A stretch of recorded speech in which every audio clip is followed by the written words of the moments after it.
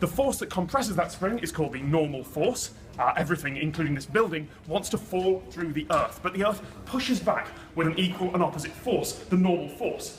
That push from the Earth gets passed on into the supports of this building, into the floor, into my legs, into my arms, and onto this scale. We experience that force as 1g. Now, if you're in free fall, you don't have that force pushing back on you, so you experience 0g. And if you're in a lift that is accelerating... So let me ask you this. Does increasing normal force increase weight?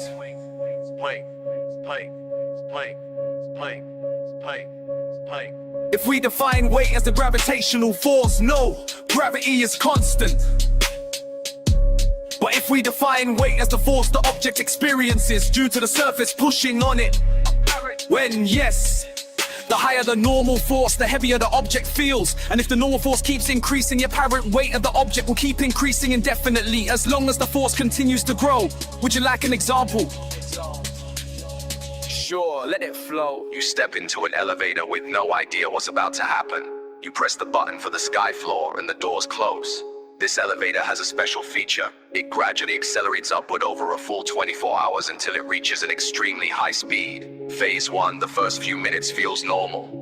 At first, the acceleration is very gentle, just a tiny fraction of Earth's gravity. The normal force on your body is almost the same as usual. The elevator feels like any other smooth, high-tech ride. You don't even notice that you are slowly getting heavier. Phase 2, the first hour, a slightly heavier feeling. Now after an hour, the acceleration has increased slightly. The elevator is smoothly speeding up.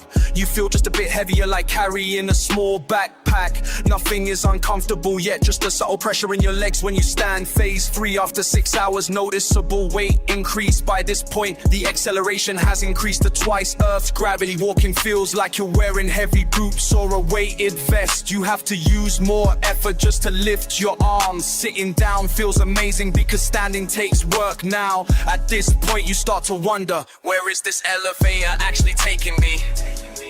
Phase 4, after 12 hours, a serious challenge. Now the acceleration is up to 5 times normal gravity. Your apparent weight is 5 times what it was at the start. If you normally weigh 70 kilograms, your body now feels 350. Lifting your arm is like lifting a massive dumbbell. You have to brace yourself against the elevator walls to avoid collapsing under your own weight. Breathing is difficult because your chest muscles are fighting against the extra force. At this point, you'd rather be lying down than trying to stand. The elevator's floor feels like a magnet pulling you down. Phase 5, 18 hours, almost unbearable. Acceleration has now reached 8g. Your apparent weight is now 560 kilograms, more than half a ton. Simply moving a finger feels like lifting a dumbbell. Your body hurts from the pressure and blood struggles to circulate. If you were standing, you'd probably pass out from the weight of your own body. The only way to survive at this point is to be lying flat, so that blood can still reach your brain. Phase 6, final hours, the human limit.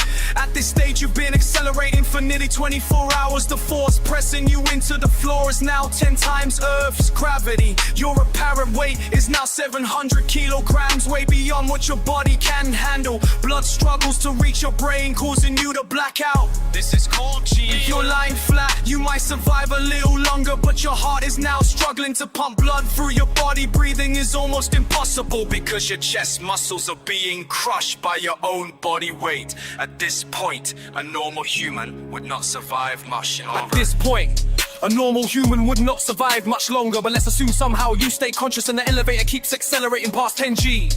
Phase 7, beyond the human limit, the unstoppable ride. Now the acceleration is increasing beyond anything humans have ever experienced. 15g. Even fighter jet pilots in special suits struggle to survive at this force. You would have already blacked out long ago if you hadn't before. Your organs are starting to compress under their ruin. Standing, your bones will break under the pressure. You're completely immobile. Your body is just being crushed more and more. At 20g, your bones start fracturing under the extreme force. Even if you were somehow kept alive, your internal organs would begin collapsing. No human has ever survived this level of force for more than a split second. Your body will be physically flattened against the elevator floor like a pancake at 50g.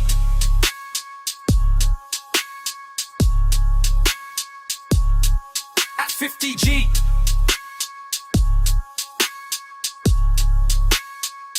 After a couple of days, The force pressing you down is now equivalent to an elephant standing on every inch of your body. Your skeleton and muscles would completely fail under crushing pressure. Your body wouldn't survive in any recognizable form at this point, at 100G and beyond. At this point, even if your body were replaced with solid metal, it would start deforming. Your atoms themselves will begin to experience relativistic effects, many strange distortions to the increasing speed.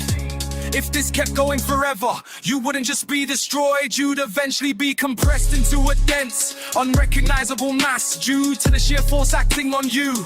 The ultimate extreme relativity and black hole physics. If this truly continued forever, some wild things would happen. Relativistic mass increase. As the elevator gets close to the speed of light, its energy increases so much that even the tiniest extra acceleration requires insane amounts of force. But if acceleration continued beyond a few million G, the forces might be enough to stretch things like in a black hole's gravitational field. Approaching light speed, eventually the elevator would be moving so fast that the universe itself would start looking different due to relativistic effects. Time dilation from an outsider's perspective. Time inside the elevator would slow down massively. At this point, time dilation from an outsider's perspective. Time inside the elevator would slow down massively. If someone were watching, it would seem like you were frozen in time. Final conclusion. The elevator from hell. At first it would feel normal. After hours, it becomes unbearably heavy. After a day, you black out. After 2 days, you're crushed beyond recognition. After a week, even solid materials start collapsing. At extreme levels, time slows down, space distorts, and reality itself gets weird. The force that compresses that spring is called Moral of the story. normal force. Never get into an elevator that accelerates forever. Wants to fall through the earth, but the earth's spring pushes back with an equal and opposite force.